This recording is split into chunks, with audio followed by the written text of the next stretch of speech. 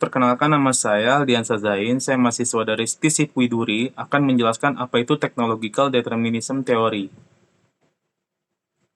Teori ini dikemukakan oleh Marshall McLuhan tahun 1962 dalam tulisannya The Gutenberg Galaxy, The Making of Typographic Man. Ide dasar teori ini adalah bahwa perubahan yang terjadi pada berbagai macam cara berkomunikasi akan membentuk pola keberadaan manusia itu sendiri.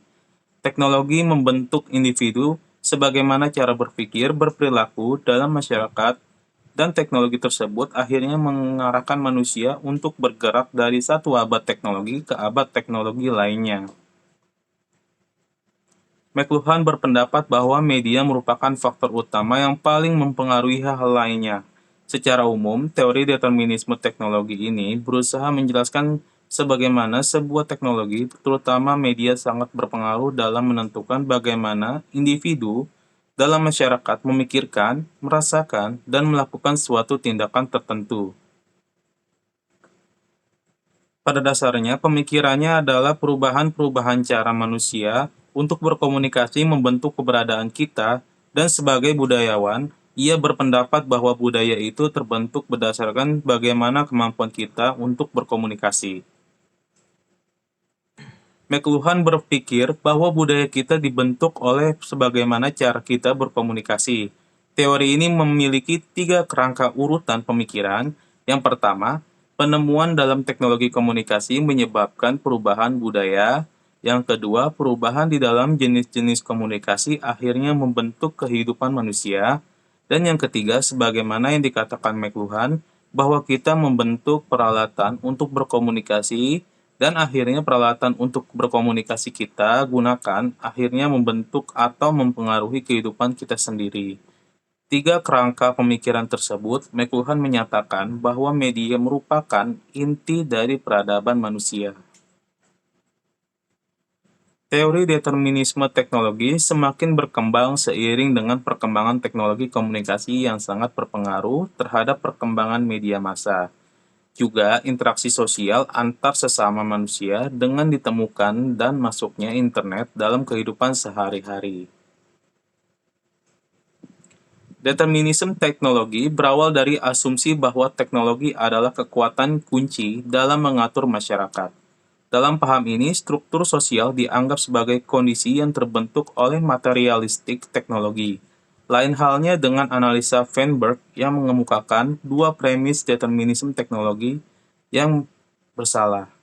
Pertama, teknologi berkembang secara unlinear dari konfigurasi sederhana ke arah yang lebih kompleks. Kedua, masyarakat harus tunduk pada perubahan-perubahan yang terjadi dalam dunia teknologi itu. Menurut McLuhan, melalui bukunya Understanding Media, ia menulis mengenai pengaruh teknologi. Teknologi media telah menciptakan revolusi di tengah masyarakat, karena masyarakat sudah sangat tergantung pada teknologi dan tatanan masyarakat terbentuk berdasarkan pada kemampuan masyarakat menggunakan teknologi. Teori technological determinism atau disebut dengan determinan dalam membentuk kehidupan manusia. Teknologi sangat berpengaruh besar dengan kelangsungan hidup manusia karena menjadi alat yang membantu seluruh kegiatan manusia. Teori ini ada beberapa perubahan besar yang mengikuti perkembangan teknologi dalam perubahan berkomunikasi. Masing-masing periode sama-sama memperluas perasaan dan pikiran manusia. McLuhan membagikannya ke dalam 4 periode.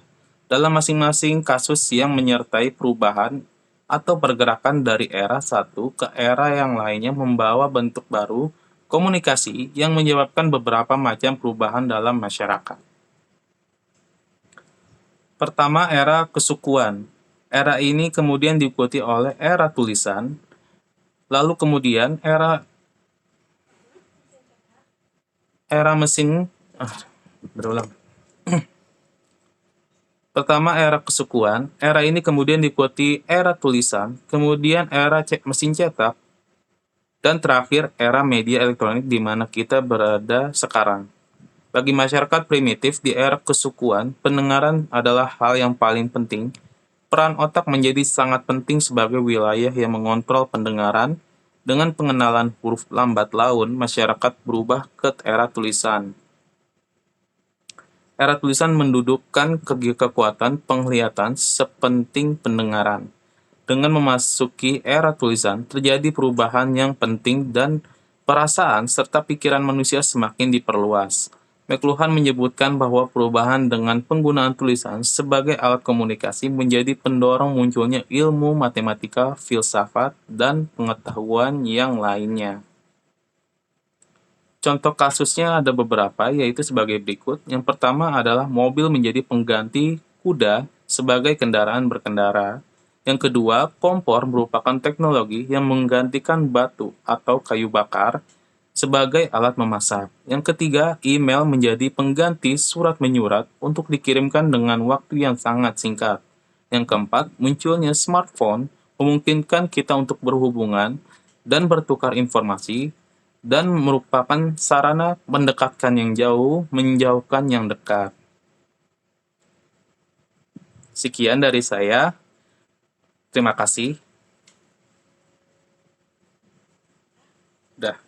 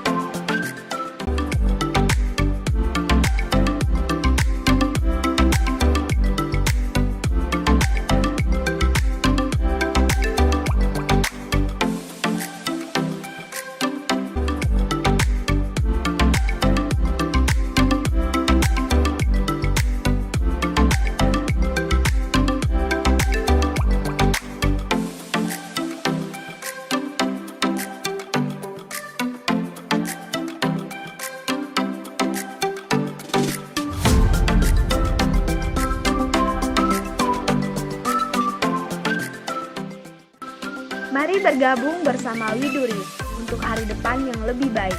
Pendidikan adalah eskalator terbaik untuk melakukan perubahan sosial. Untuk informasi lebih lanjut, bisa kunjungi website kami di widuri.ac.id atau kuliahdisini.com/emas.